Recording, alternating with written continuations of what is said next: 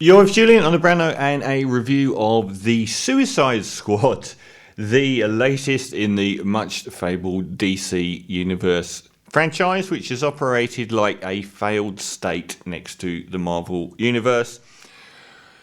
Though in a way, it's kind of interesting because their screw-ups have been so big. And earlier this year, I actually gave the nadir year for the DC Universe all happened in a row. Batman vs Superman was the most turgid, humorless mess, heralding what was to come with Suicide Squad, which was arguably even worse, a disaster of a film. And then following finally with the much storied Justice League? Yes, Justice League. All three films were nadirs. They were shockingly bad in a multitude of ways. They didn't even have the same tone.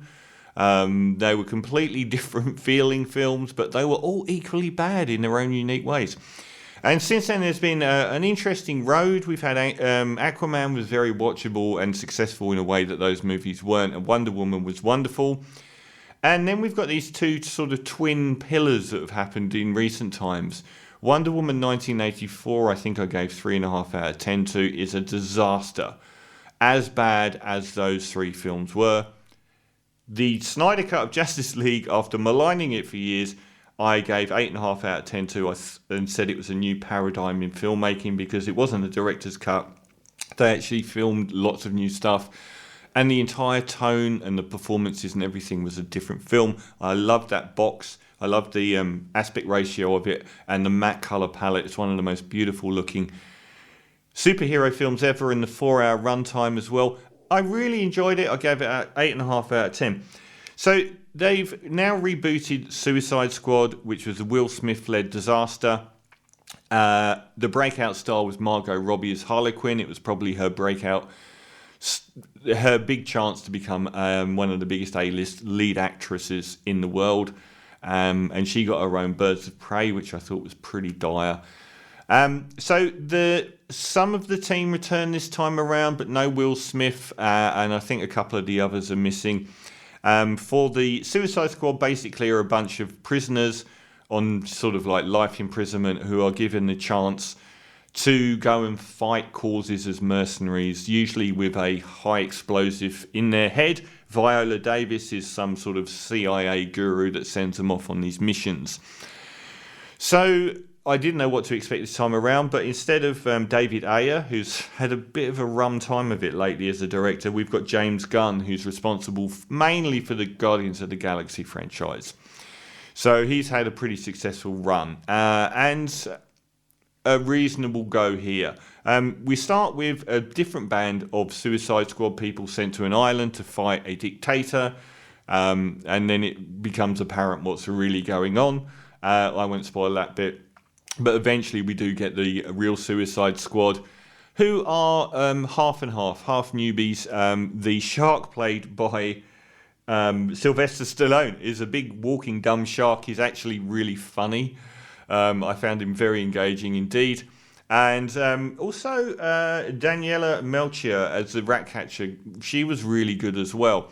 And the whole thing sort of led this time around very, very capably by Idris Elba. He's very good in his role. And it's a beefcake film, but all three beefcakes that line up here are actually pretty decent. John Cena, who's already been in Fast and the Furious 9 this year, he shows up. And also, I'm just going to look down the list of the cast. Joel Kinnaman as Rick Flag, who I think returns from the first movie, he's really good. So there's like three beefcakes at the centre, and they're all pretty decent. The plot is that this dictator has taken over some impoverished or Latin American country, and the worry America has is that there's this facility on the island they've basically been using where they've got an alien kept. And this alien's been growing and growing and growing, and they're now worried that the new dictator of the island, not their friendly dictator, but the new one, is then going to let loose this monster that they've got in this American facility, which is run by Peter Capaldi, of all people. I really, really love it when I see Alice Braga, Brazilian, I think she's a Brazilian actress, in films. because I keep looking at her thinking, how do I know you? She leads the resistance forces on the island, and they all meet up in a very funny sequence. She's the really gorgeous young bombshell on the beach in City of God. And she's been in all these films. I keep going, where do I recognise you from? But she was like 17 in this film, in City of God, an all-time classic film. She was probably the lead female character in that film. And she shows up as well. So the whole thing is played very, very dark comic. It is very close to Deadpool. It's super violent, very adult violence, and that kind of almost baldy, almost silly humour. So it's quite close to the Deadpool movies, and I was up and down about that. I didn't like Deadpool 1 at all. I found the humour in it really grating. Deadpool 2 I thought was a lot better. I thought it was a lot less try-hard and a lot less obvious. The humour here is often quite funny. The characters play it very well. Idris Elba's very good at doing straight face, and John Cena's quite good at doing that sort of in between where he's sort of knowingly ridiculous. So I thought there was a nice balance of the people on display. Again, Margot Robbie as Harley Quinn is giving quite a few... she's almost given her own mini-movie within the movie. And she is scene stealing again as Harley Quinn. She does have a really good scene where she is about to get married to the dictator on the island, but sees enough red flags to see through it, which I thought was quite a good moment.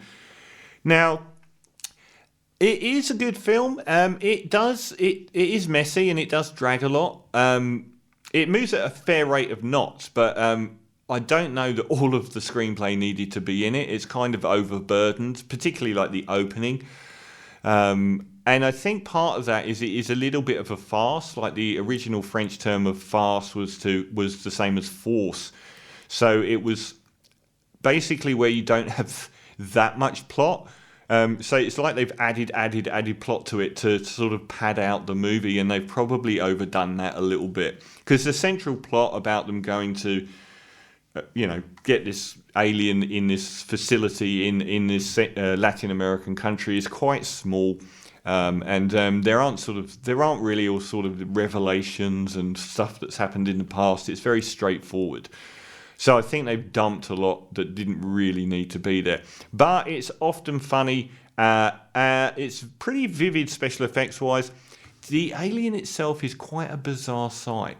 One of the oddest creatures that have been let loose in a creature movie ever. Very imaginative, and at the same time kind of too odd to take seriously in any way. It is a pretty inconsequential film. It's vastly superior to the original. It's probably a slightly better film than the even messier Aquaman, but it's certainly no top tier film. But I did enjoy watching it. Do I remember much about the special effects and the carnage? Perhaps not a great deal. Like I said, it does feel quite padded out. But anyway, I'm going to give Justice League a very respectable and very solid 6.5 out of 10.